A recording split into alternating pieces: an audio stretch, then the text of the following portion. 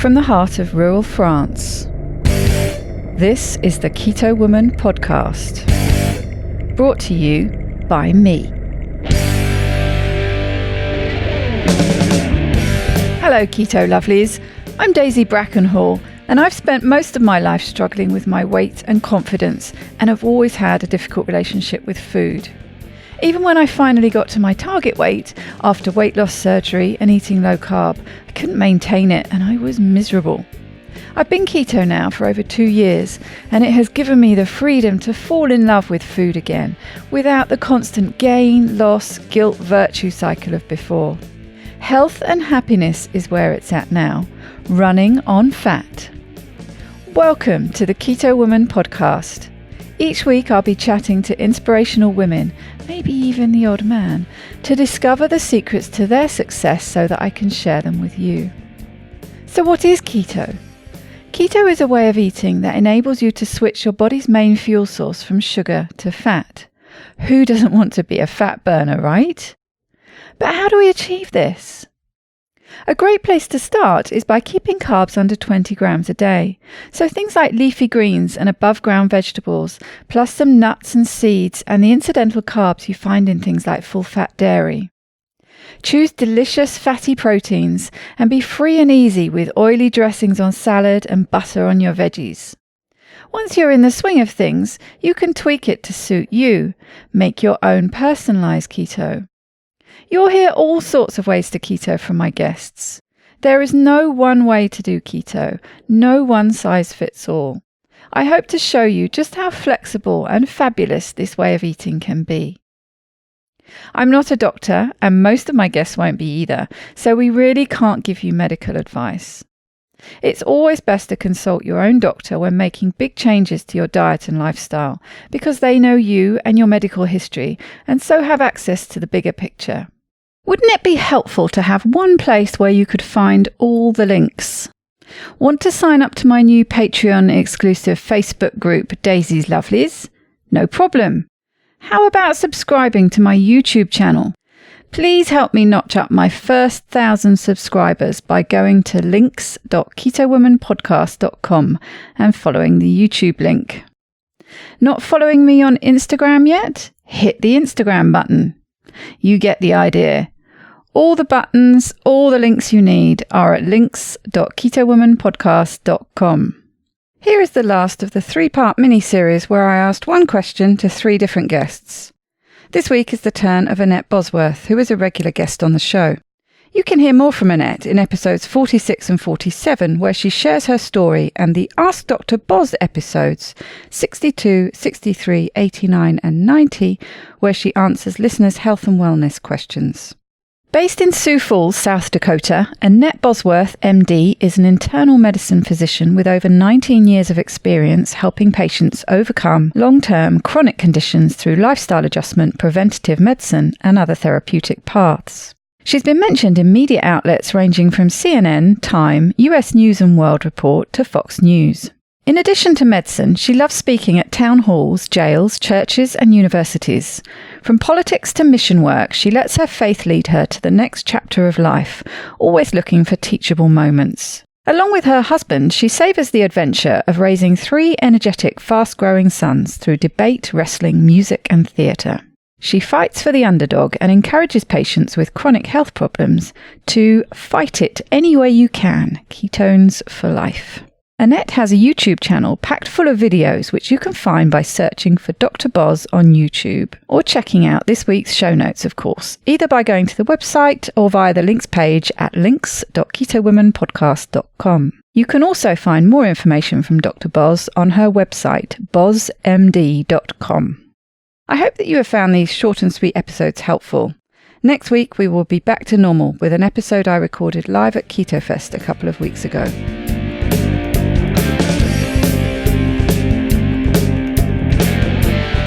Welcome, Annette. How are you doing? Great. Nice to see you again, Daisy. Thanks for having me on. I really enjoy our conversations. Yeah, me too. We've been laughing and chatting a lot before we started recording, as usual. Okay, so this month's question is, do you think people with weight to lose need to consider calories if they are experiencing a long plateau when eating a ketogenic diet? The old calories question. That is a great question, too. It is not a flash in the pan answer either. So it's a perfect place for this forum, which gives us the space to take the time and correctly answer the question. So let's begin with the first intake of people coming into a ketogenic diet. And you'll hear, don't count calories, only count carbs. Don't count calories, only count carbs. And it is the right answer for that beginning patient or person on a ketogenic diet. Their body has been insulating or protecting those stored calories because they've been on a low-fat diet. And the chemistry has really shifted to this insulin resistance that everybody talks about, where insulin will insulate your body. And the reason it does that is because of the chemistry changes that have happened over time while holding on to your body weight. So if their body has held on to an extra 10 or 15 pounds or even 20 pounds for the better part of a year, God help them if it's 50 pounds for the better part of 5 years, you can nearly guarantee that that insulin resistance is present in the patient. So you say, well, how do you reverse it? And the number one first thing you must do is lower those carbohydrates enough to stop stimulating the production of insulin. So it becomes about the focus of how do we get insulin down? And that is, don't think about those calories. You're going to see bite for bite, the most dense calories come from fat. And I want you eating 80 to 90% fat when you first become ketogenic. And they, start looking at their urine ketone strips. They start to have it pink and eventually it's nice and purple. And now they've shifted their chemistry to have a ketogenic diet, to have ketones in their circulation, to have enough ketones to waste them out their urine. And that's the chemistry shift that we want them to do, which we can then have a pretty solid guess that their insulin is low when their ketones are that high. It's an interesting question. Actually, I've just got to ask you about those pee strips because it's something that comes up a lot, and some people say that they lose effectiveness, if you like, the longer you're on keto, probably because you're starting to use them more, so you're not peeing them out anymore, because that's the thing, it's just measuring what you're wasting, isn't it? But just one specific question about the color, because I know that it can be said if you get the color that's on the end of the strip, the dark purple, some people say that potentially that can be because you're dehydrated. Right. And you actually need a bit more water. The reason they're coming out so densely is, it's the concentration. Right, it's a concentration.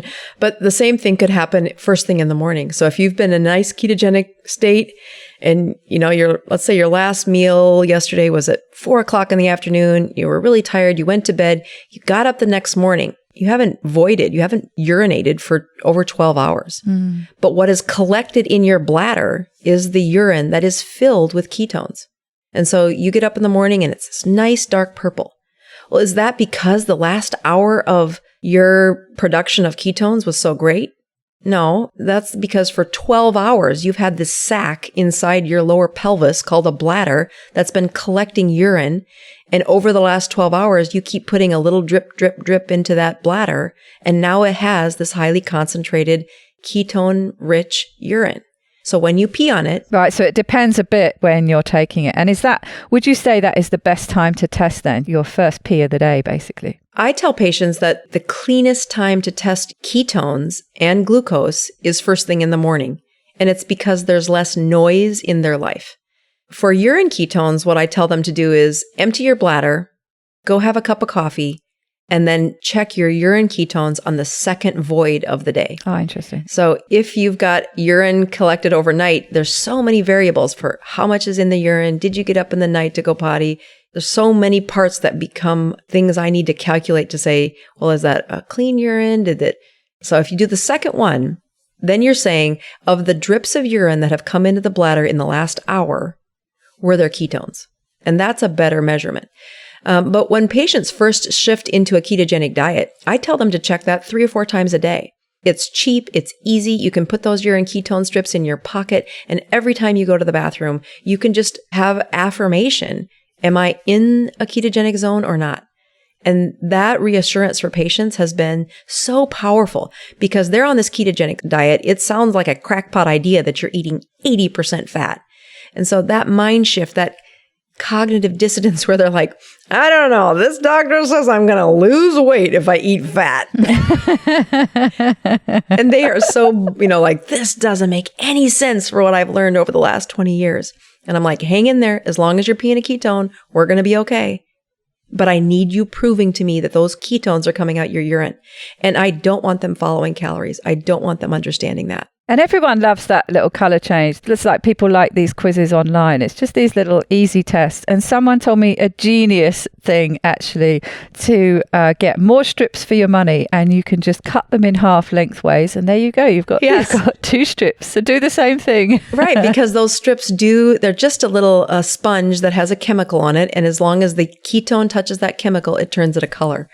So those strips are cheap, easy, safe, and they are very powerful in how well you can have feedback for whether or not you're in the chemistry set in your own body that's losing weight. And there's an easy way, isn't there, to tell if you're dehydrated. I just always say to people like that when they're worried because they've heard that if it comes up purple all the time that they're dehydrated and they're going to run into problems. I say, well, just look at the colour of your pee. Yep, exactly. If it's pale in colour, then you're fine. Mm-hmm, yeah. If it's dark, then you may need to drink a bit more water. Right. And even if they drink a bit more water, it's really what I think of urine ketones is not so much how is the gradation of those different shades of pink to purple. Think of it as a plus or minus. If it's pink, you're producing ketones. Yeah. If it's not pink, then you're not producing ketones. And, so now fast forward, the patient's lost 20 pounds. We're now 4 months into ketosis. They've gotten it figured out. They've got a pattern of what they're doing. Or let's even go further. Let's go 6 months. They lost the first 20 pounds and then they stalled out because they're doing something different. And this is where they'll come to me saying, should I start counting calories? And I personally would say, no, I want you to start looking at the clock. For my patients, I talk about how important it is to give your liver a break. It needs rest. And you're like, what are you talking about? I'm like, when you look at fatty livers or what insulin does over time, it stores sugar in that liver. In order to undo that, I needed to have times every day where it's resting. So if you look at the first thing your liver does in the morning, if you are used to waking up at 7 o'clock in the morning, about 5:30 or 6 o'clock, a hormone called cortisol pings from your brain to send glucose into your bloodstream through the liver. So there is a little ringing bell at about an hour before you wake up where the cortisol level in your body sends from your brain to your liver to give your body sugar. And that is the awakening of your liver. So if your liver wakes up every morning at 6:30, I need at 6:30 at night for it to shut off. Don't ask your liver to do any more work. And that means you probably should have eaten an hour before that, because if you put food in right now, your liver is going to have to be busy for the next hour undoing or taking care of that food. So when people hit a plateau and they're several weeks into a ketogenic diet, I look at time-restricted eating. This is where hand in hand ketosis and fasting come into state. And many times the patient, and I did this as well, I gave up the first meal of the day because I wasn't hungry. I had my coffee, and then I could even make it till like 2 o'clock in the afternoon before I really said, I feel like I should be eating. Yeah, me too. And it had to be a mindful shift because I was like, breakfast is the most important meal of the day. And it was in my pattern. I really like eggs and bacon, so it was very easy for me to eat that. But I found that it was also probably the easiest meal for me to first give up was breakfast, that I really didn't feel hungry. So if I was looking at the perfect script for a ketogenic person, though, I would have them give up evening hours or evening eating. I did this one meal a day or, don't eat till 2 o'clock. And then sometimes I'd have a snack around 5 o'clock or 6 o'clock, depending on family rhythm. But what was happening is my liver wasn't getting as much of a break. And I find this happens with patients as well, that they'll find a way to get to one meal a day, but eventually we address the fact that your liver, whether or not you give it permission or give it food, it wakes up with a circadian rhythm that is based on sunlight. So that sunlight and a morning awakening happens. And time restricted eating, the beginning of the timer starts when your liver wakes up. That is when I would set a 12-hour clock to say, at 12 hours from that moment, I would have you stop putting anything except water and salt past your lips. So the earlier you can do that, the better. I mean, I'm like a lot of people that like to probably eat my biggest meal in the evening. But in an ideal world, you would have your 1 meal, your 2 meal, your 3 meals, however many meals you're having, as early as possible in the day and stop as early as possible. Right. So the time restricted eating is because if you say, Doc, I think I need to lessen the calories that I take in. I'm on this ketogenic diet and I think I'm having too many calories. And I will say, fix the chemistry first. The chemistry is, did you give your liver a break 12 hours before it has to start working again? And it has to start working when the sun comes up. It is related to the sun. Your circadian rhythm, which is where cortisol surges come from, is related to the sun. Whether you like it or not. I know, right? I mean, I have shift workers that come to me and say, but Doc, I've been doing this for 20 years. I'm like, okay, let's test you. I will contend that you're going to have a rise in your sugar at about 7 o'clock in the morning. And we can put you on a continuous glucose monitor. And sure enough, their rise in the sugar may have shifted by a half an hour. They're like, but Doc, I'm up all night. I've been doing this for 20 years. I work the night shift at the hospital. I'm like, I know. And it's paid your bills. I get it. But it's not good for your body. And your circadian rhythm still says thousands of years of evolution says we follow the sun. I'm like, but, I'm like, you're human. That's what that looks like. So when you rise with the sun, your liver starts its day. Give that liver 12 hours of work, which means at about 10 and a half hours is the last time you should be eating food, because that's going to be about another hour to an hour and a half of what your liver needs to do to satisfy that final meal. But then salt and water is the only thing that should be coming through your lips after that. So really, you would include beverages in that, even like black coffee and tea. You would include them? Yep. Gosh, because those two still require enzymes from the liver to process. right. And water, salt, no. So when people say, should I count calories? I say, no, you should count hours. How many hours a day did you ask your liver to work? And when people say, yeah, Doc, I did great. I fasted until 4 o'clock. And then I had a little bite, and then I had a snack, and then I had some pistachio nuts, and then I had a cup of tea. And I'm like, so pretty much your liver worked for the last 20 of the 24 hours.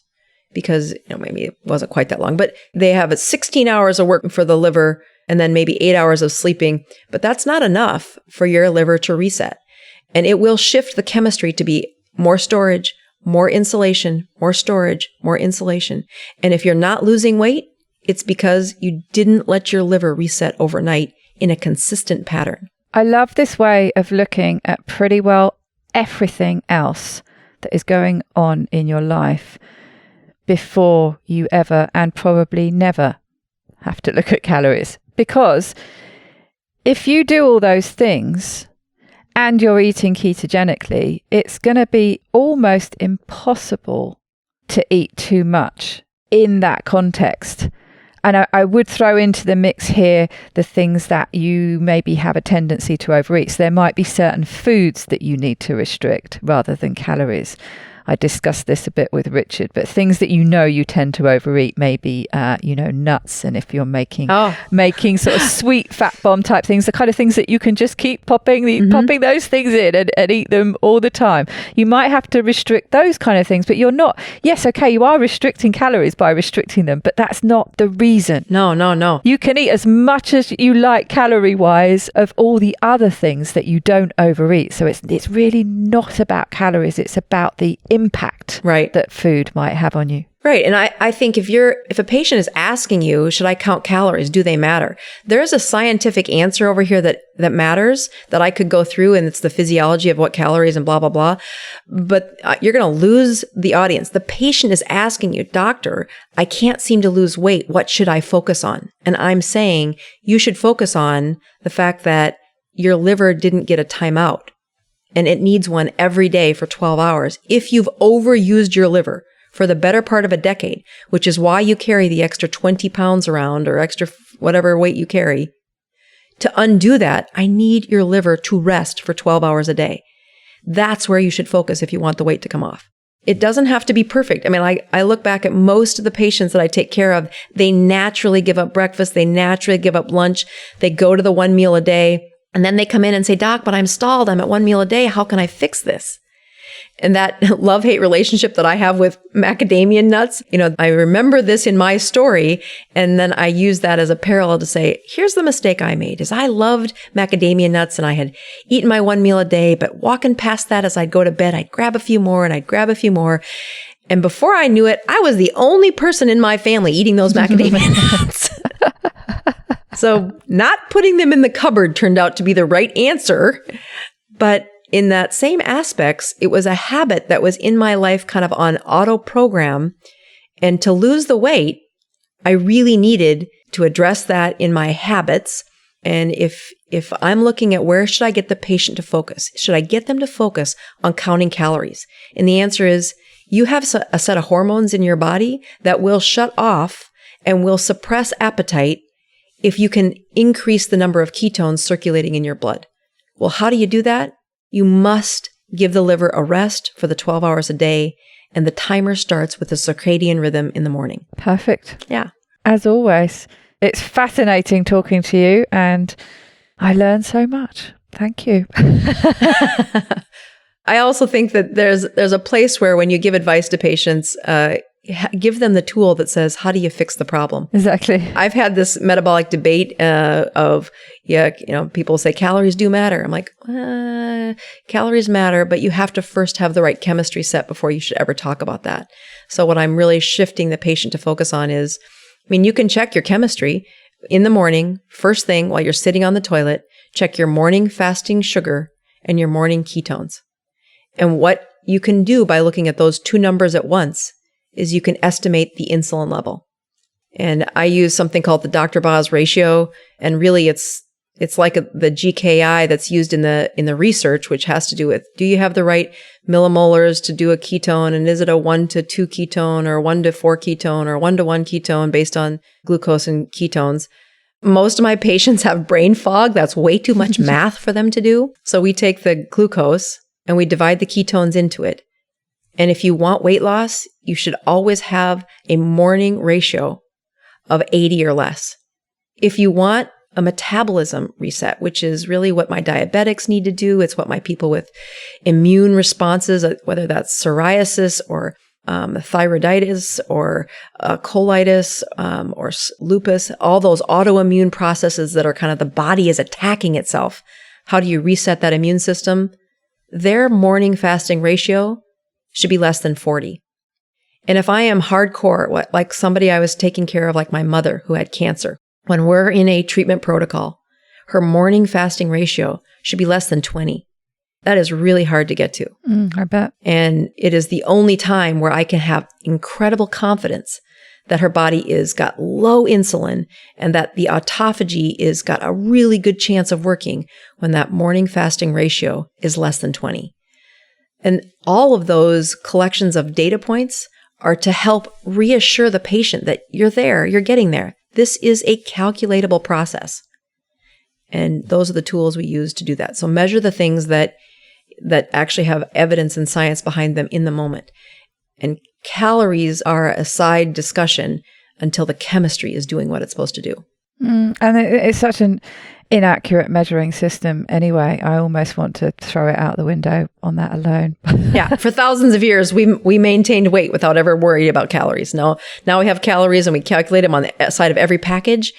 And we're not doing any better with weight loss. We're still a very obese population. Exactly. And every tool you're using to measure is an estimate anyway. Nothing's ever going to be completely accurate. I always use my bacon as an example. It's the same nutritional stats on every pack of bacon, yet there is bacon in the shop that has almost no fat on it, and there's the packets that has a load of fat on it, which is I go through all the bacon packets and pull out the ones that have got all the fat on them because they're the ones that I like. Yet the nutritional stats will say that the protein and the fat levels in both of those packets are the same. Well, they're obviously not. So that's how inaccurate they are.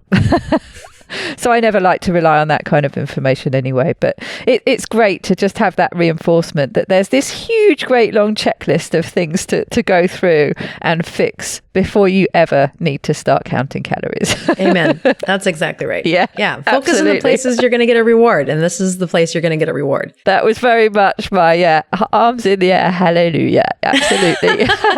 I don't ever want to have to count calories again. Been there, done that. You want to find therapist rooms filled with traumatized patients. Go to those people counting calories. But Doc, I'm still not losing weight. I'm like, I know.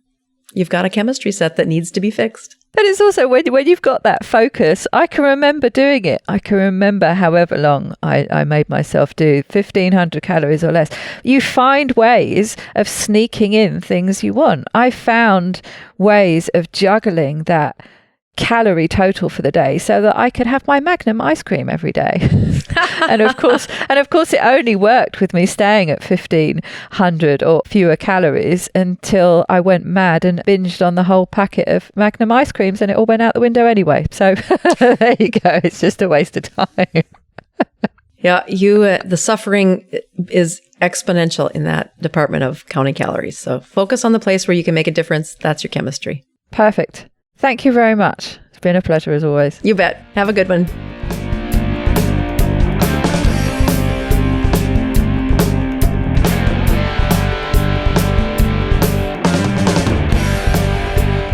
To get the resources and links from this show, please go to ketowomanpodcast.com/episodes. Please share this podcast with as many people as possible by sharing one of my links or just taking a screenshot of an episode that you enjoyed.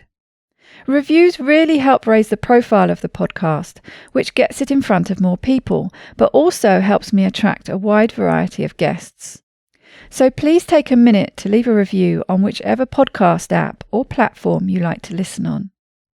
It doesn't go unnoticed by me, the people who regularly like, share and comment on my posts. Your support really does mean the world to me. Thank you. Are you enjoying this podcast? Help me make more episodes and videos by making a pledge at my Patreon page, patreon.com/KetoWoman, or simply hit the support button on the Keto Woman Podcast website. Don't forget to join in the fun on the Keto Woman Podcast Instagram and Facebook pages, and Daisy_Keto Woman on Twitter. Are you my next extraordinary woman? Maybe you've got an idea for a show, a topic you would like to hear about. Let me know how I can tickle your earbuds by dropping me a line at daisy@ketowomanpodcast.com. This week's end quote is from a character named Socrates, who was a gas station attendant in a book published in the 1980s by Dan Millman. The secret of change is to focus all of your energy not on fighting the old, but on building the new. Bye-bye, Keto Lovelies.